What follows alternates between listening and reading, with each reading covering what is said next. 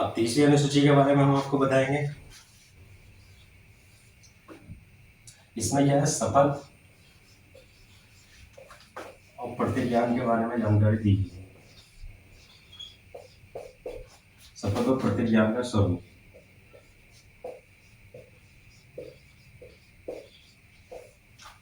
तीसरी अनुसूची में आप देखेंगे आप कि इसमें शपथ और प्रतिज्ञान का स्वरूप किस किस के बारे में दिया गया है। इसमें आपको याद रखने वाली, इसमें पहले तो हम ये कहेंगे कि इसमें कौन नहीं शामिल है, किस किसको शामिल नहीं किया गया है। तो अगर क्वेश्चन आता है कि राष्ट्रपति, राज्यपाल या फिर संघ लोक सेवा आयोग के सदस्यों के बारे में शपथ एवं प्रतिज्ञा तीसरी अनुसूची में दिया गया है, तो ये एकदम गलत हो जाएगा, क्योंकि इसमें जो प्रावधान दिए गए हैं आपको नोट कर लेने चाहिए। जैसे कि संघ के मंत्री हो जाएंगे और संघ के जो निर्वाचित अभ्यर्थी होते हैं वो संघ के संसद के सदस्य होते हैं उनके बारे में, यानी कि संघ के मंत्री हो जाएंगे। संघ के लिए जो निर्वाचित अभ्यर्थी होते हैं और संघ के जो सदस्य यानी कि संसद के जो सदस्य होते हैं उनकी जो शपथ एवं प्रतिज्ञा है उसके बारे में दिया गया है। तीसरे इसमें जो व्यक्ति हैं वो सर्वोच्च न्यायालय के न्यायाधीश हो जाएंगे। और चौथा इसमें हम देखते हैं तो वो क्या हो जाएंगे, हमारे भारत के महालेखा एवं नियंत्रक परिषद जो है उसकी जो शपथ और प्रतिज्ञा है उसके बारे में हो जाएगा।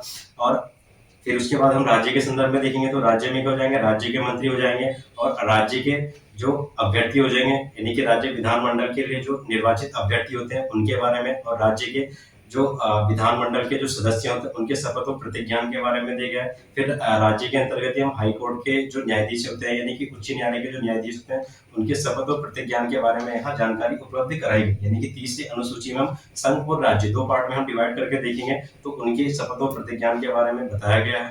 ठीक है, तो ये आपको याद रखने वाली चीज है और जो याद नहीं रखना वो मैंने आपको बता दिया। अब इसके बाद हम देखेंगे चौथी अनुसूची।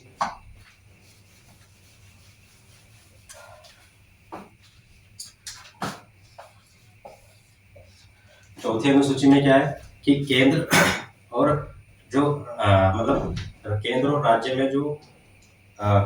राज्य में जो राज्यसभा की सीटों का आवंटन किया गया है, यानी कि जो केंद्र शासित प्रदेश है उसमें जो राज्यों का राज्यसभा की जो सीटों का आवंटन है उसके बारे में बताया गया, कितनी सीटें किस केंद्र को राज्य को दी जानी चाहिए और कितनी केंद्र शासित प्रदेशों को दी जानी चाहिए। जो राज्यसभा की जो सीटों का आवंटन है वो अनुसूची 4 में है, यानी कि राज्यसभा की सीटों का आवंटन।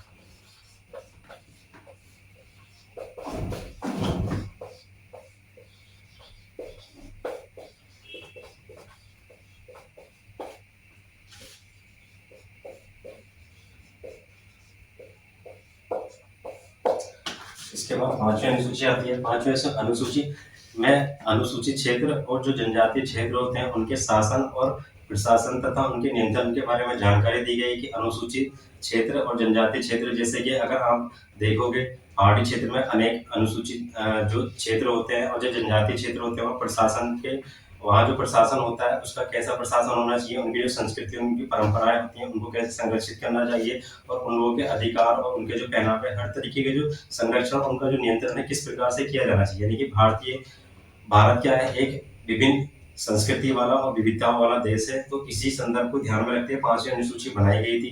तो पांचवी अनुसूची में क्या है, अनुसूचित जाति और जनजातीय क्षेत्रों के प्रशासन और उनके नियंत्रण के बारे में जानकारी दी गई है। छठी अनुसूची में अगर हम देखते हैं तो छठी अनुसूची आपको पता ही होगा कि अनुसूचित जाति यानी कि 4 ऐसे राज्य, इन 4 राज्यों के जो शासन और प्रशासन के बारे में जानकारी दी गई है कि किस प्रकार से शासन प्रशासन को नियंत्रित किया जाना चाहिए। जैसे कि असम हो जाएगा, मेघालय हो जाएगा और त्रिपुरा हो जाएगा और मिजोरम हो जाएगा। इन 4 राज्यों के बारे में इनके शासन प्रशासन और उससे संबंधित नियंत्रण के बारे में छठी अनुसूची में प्रावधान दिए गए। सातवीं अनुसूची आपको पता ही होगा।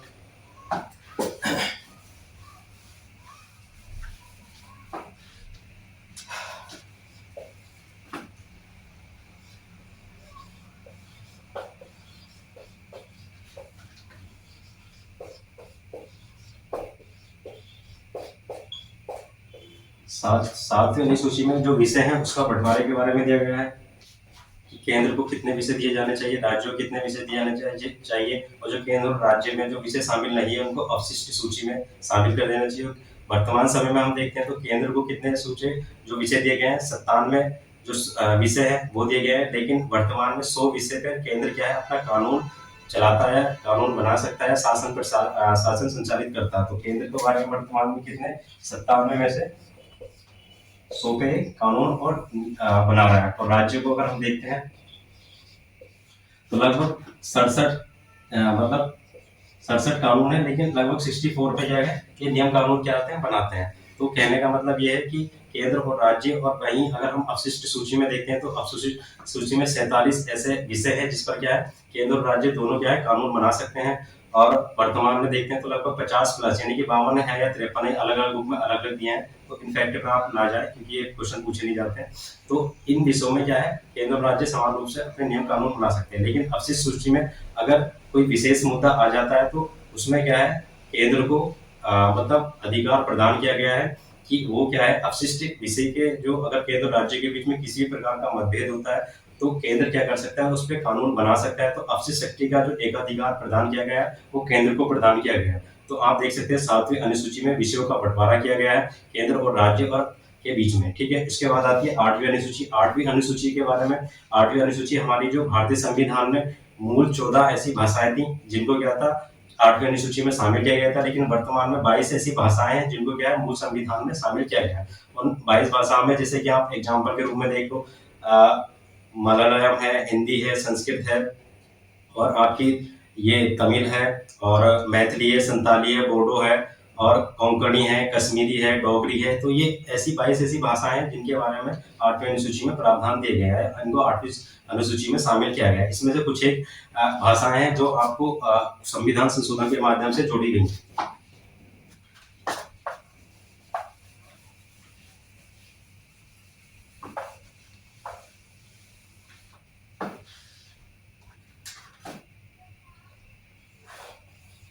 जैसे कि कोंकणी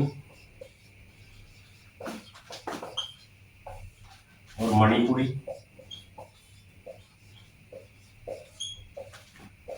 और नेपाली, इनको 71वें संविधान संशोधन के तहत जोड़ा गया था।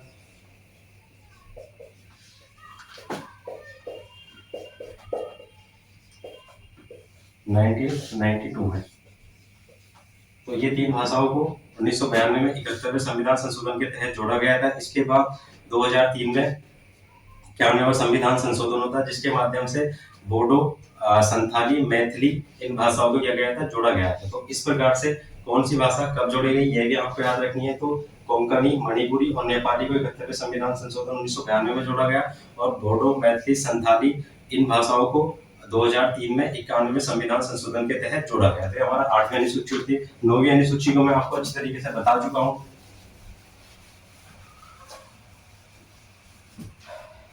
9वीं अनुसूची हमारी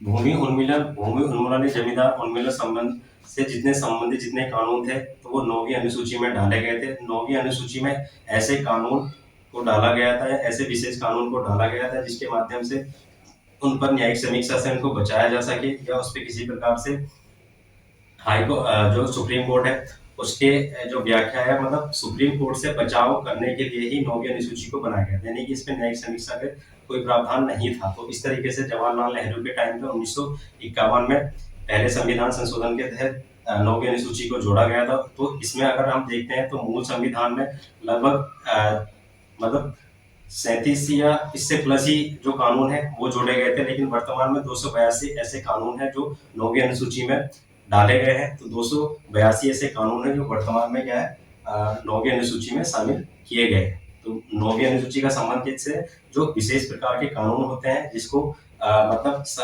न्यायिक समीक्षा के दायरे से बचाया जा सके ऐसे कानून। लेकिन इसमें भी विवाद हो गया था कि 1973 या 1975 से पूर्व के जितने कानून होंगे तो वो क्या है उन पे न्यायिक समीक्षा नहीं की जाएगी। लेकिन 1975 या 73 के बाद जितने कानून होंगे तो उस पर क्या है न्यायिक समीक्षा की जा सकती है। ये IR कौलोबाद 2007 में सुप्रीम कोर्ट ने अपने आदेश या उस निर्णय में 9वीं अनुसूची के बारे में अपने प्रावधान सुनाया था कि इसमें जो है आपको मतलब न्यायिक समीक्षा इसमें डाले गए जितने भी कानून होंगे न्यायिक समीक्षा के दायरे में शामिल किए जाए। तो ये 9वीं अनुसूची थी, इसके अंतर्गत भूमि उन्मूलन से संबंधित काम थे। अब आती है 10वीं अनुसूची। 10वीं अनुसूची को अगर हम देखते हैं तो ये दल बदल से संबंधित है।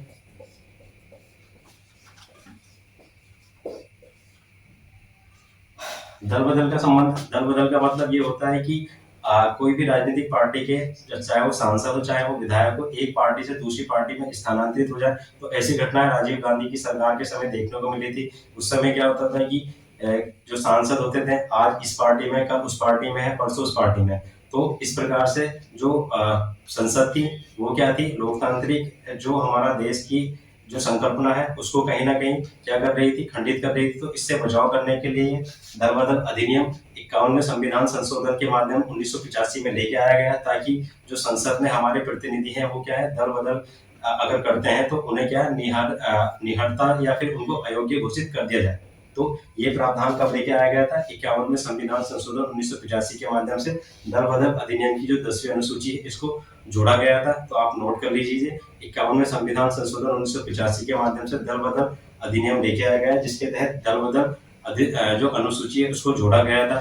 ठीक है, तो ये हो जाएगा। इसमें क्या होता है, अगर कोई व्यक्ति एक दल से दूसरे दल में जाता है तो उसको अयोग्य घोषित करते हैं। तो उसके अलग अलग प्रावधान है, वो एक अलग टॉपिक है दल बदल का, वो हम आपको अलग से बताएंगे। और 11वीं अनुसूची और 12वीं अनुसूची के बारे में तो आपको पता ही होगा कि स्थानीय स्तर पर जो लोकतांत्रिक शासन को स्थापित करने के लिए ग्राम पंचायतों का निर्माण किया गया, या ग्राम जो स्थानीय सुशासन है उसके निर्माण के लिए 73वां और 74वां संविधान संशोधन लेके आया गया। तो उसमें क्या है, 73वें संविधान संशोधन 1992 में ग्राम पंचायत का गठन, निर्माण और उनके संगठन के बारे में जानकारी दी गई है। उसमें 29 विषय उनको प्रदान किए गए हैं, जिसको नियम कानून तथा क्या कर सकते हैं, अपने कार्य का संचालन कर सकते हैं। वैसे ही अगर 12वीं अनुसूची के बारे में हम बताएं तो 12वीं अनुसूची में नगर पालिका का गठन, कार्य और उसके संचालन के बारे में जानकारी दी गई है। उसे 18 विषय प्रदान किए गए हैं।